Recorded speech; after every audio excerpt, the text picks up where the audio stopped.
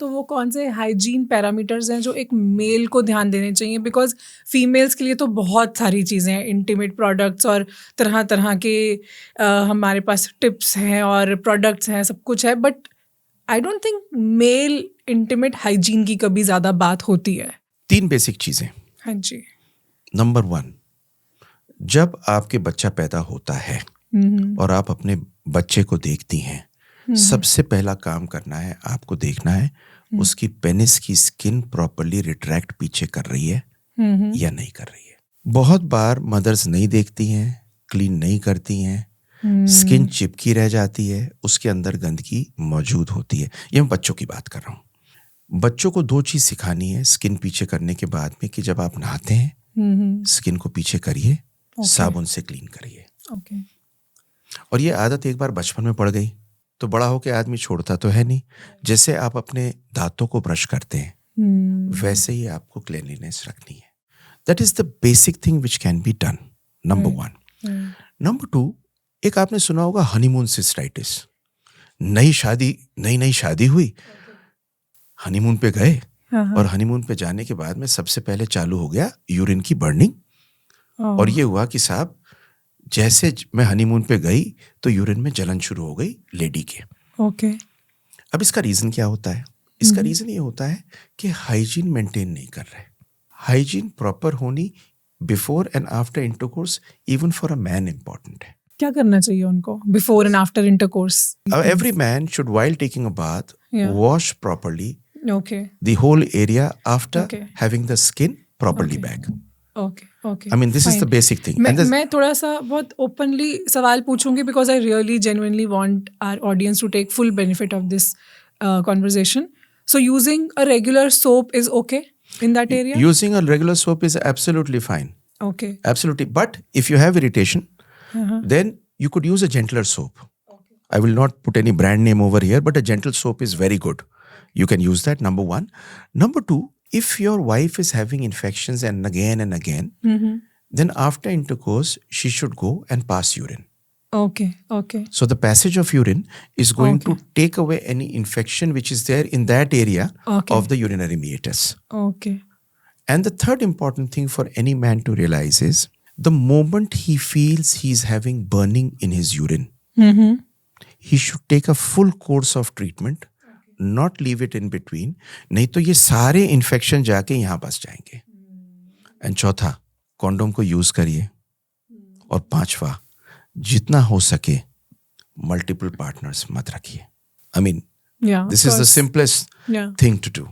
Right. Simplest thing. So this will save you from any such infection or hygiene issues जो भी हो सकते हैं। देखिए ना, मैं आपको बताता हूँ सेक्सुअली ट्रांसमिटेड डिजीजेस के अंदर एक बहुत कॉमन, हम तो एड्स की बात कर करके कहानियां कर देते हैं।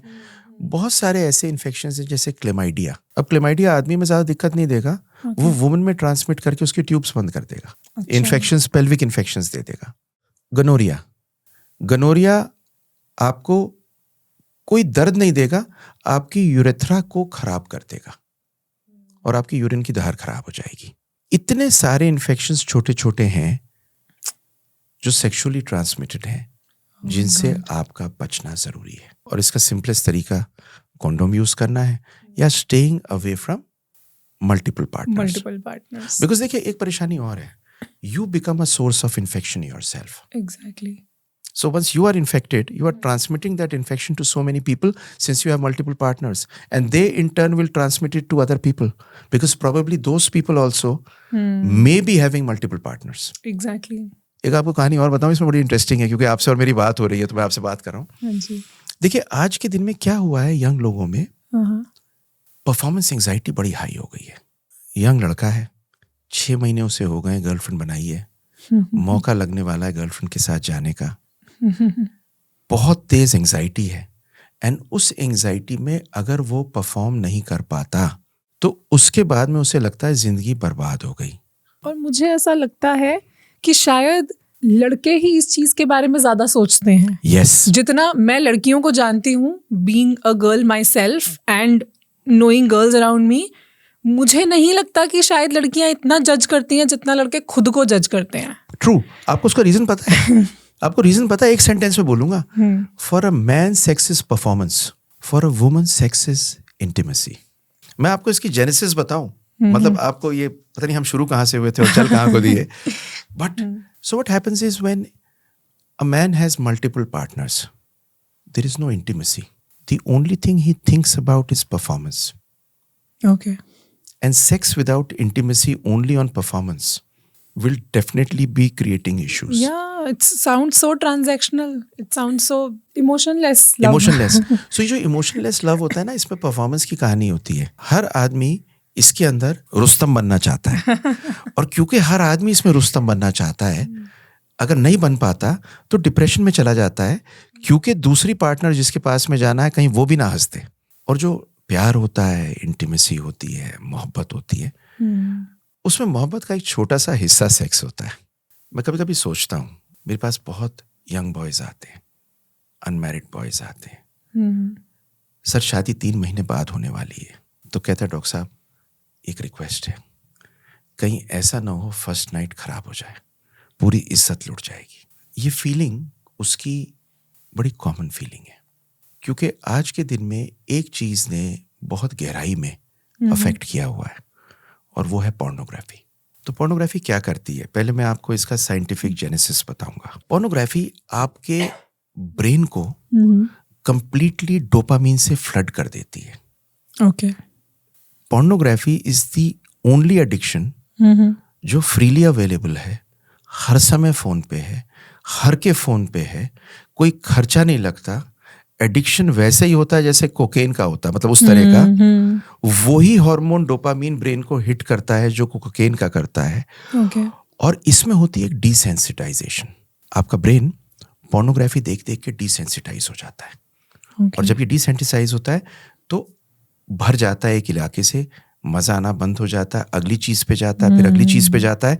और अल्टीमेटली इसकी बड़ी सुंदर एक स्टडी है जिसमें स्टडी किया गया MRI करके, शायद 2007 की स्टडी है ये, ने बहुत क्लियरली दिखाया कि जो लोग रेगुलर पोर्नोग्राफी देखते हैं उनके ब्रेन का एरिया, जो एरिया स्टिमुलेट होता है, वो सेम एरिया जो कोकेन पे जाता है, Okay. वो एरिया धीरे धीरे करके डिसेंसिटाइज हो जाता है.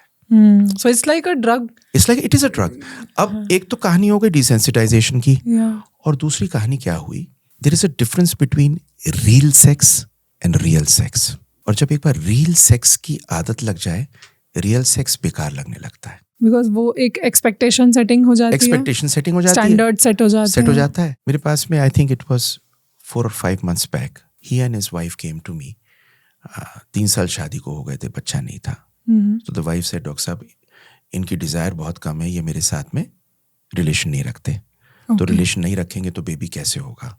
Okay. तो हमने ये सोचा है कि हम IVF करा लें. एक अजीब सी धारणा है, मतलब एक बेवकूफ़ी है ये, मतलब कि हम IVF करा लें. Okay.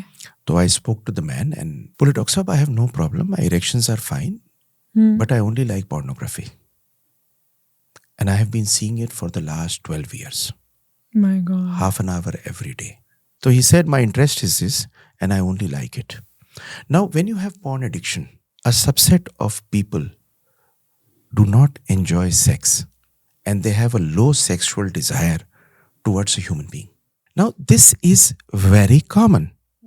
So, therefore, porn addiction is a big problem and porn addiction has to be stopped. I mean, 4 दोस्त आके सबसे पहले बात क्या करते हैं? बात ऐसी तो करते हैं कि खुद रैम्बो है, तू रैम्बो बनेगा क्या? और उस टेंशन में आदमी परेशान हो जाता है. So that means pornography affects their sexual life in real Absolutely, sense. absolutely. Pornography is probably the biggest problem which is happening in this term. And the second thing which pornography does is, because it leads to anxiety, Okay. which increases cortisol as a hormone. एक cortisol और testosterone down हो जाता है.